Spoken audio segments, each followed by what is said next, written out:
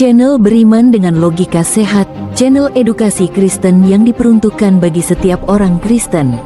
Puji nama Tuhan, saudara. Kembali kita bisa berjumpa dalam tayangan edukasi Kristen, tayangan yang dikhususkan bagi kaum Kristiani. Saudaraku, dalam tayangan kali ini kita akan belajar tentang kepahitan. Kepahitan merupakan perasaan sinis dan jengkel yang menimbulkan rasa antipati terhadap orang lain. Alkitab mengajarkan agar kita menyingkirkan segala kepahitan, kemarahan, kegeraman, konflik, dan tuduhan, serta semua perilaku kejahatan. Selanjutnya kita diberitahu bagaimana mengatasi kepahitan dengan bertindak ramah satu sama lainnya, penuh kasih, dan saling memaafkan, seperti Allah di dalam Kristus yang telah memaafkan kita. Efesus pasal 4 ayat 31-32. Sebagai kata sifat, kepahitan merujuk pada tajam seperti anak panah atau beraroma menyengat, tidak mengenakan, sesuatu yang beracun.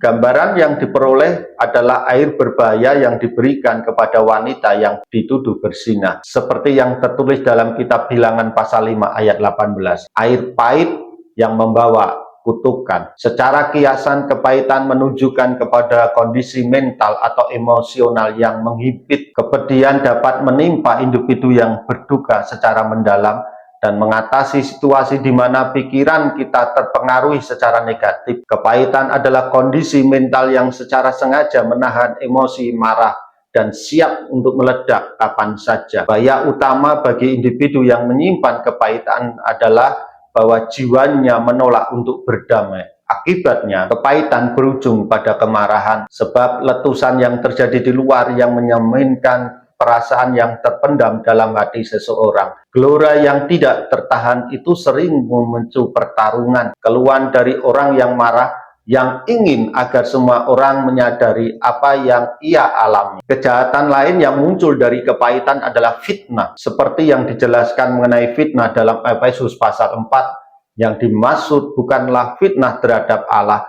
atau fitnah kepada manusia, melainkan pernyataan apapun yang muncul dari hati yang marah dan bertujuan untuk melukai orang lain. Semua ini berujung pada jiwa yang iri, yang mencerminkan pemikiran yang buruk dan rasa benci yang sangat besar.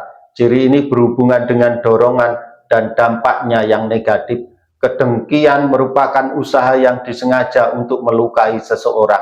Oleh sebab itu, setiap kepahitan, kemarahan, pertikaian, dan fitnah haruslah dibuang di tengah-tengahmu. Begitu juga semua tindakan jahat. Orang yang pahit umumnya merasa sakit hati, sinis, kasar, dingin, tak kenal lelah, dan tidak menyenangkan. Ekspresi karakteristik ini adalah pelanggaran terhadap Allah. Semuanya menunjukkan kedagingan dan tidak berasal dari Roh-Nya yang Maha Kudus. Ibrani pasal 12 ayat 15 mengingatkan kita, hati-hati agar tidak ada yang menjauh dari kasih karunia Allah, supaya tidak muncul akar pahit yang menyebabkan kerusuhan dan mencemari banyak orang. Kita perlu berhati-hati agar akar pahit tidak tumbuh dalam hati kita. Akar tersebut menyebabkan kita kehilangan anugerah Allah. Allah menginginkan agar umatnya menjalani kehidupan dalam kasih, sukacita, damai, dan kekudusan, bukan kepahitan. Oleh sebab itu, orang beriman harus senantiasa waspada agar tidak merasa pahit. Jikalau kita mengalami kepahitan, jatuhkanlah segala kepahitan itu. Demikian yang bisa saya bagikan. Puji nama Tuhan. Tuhan Yesus memberkati.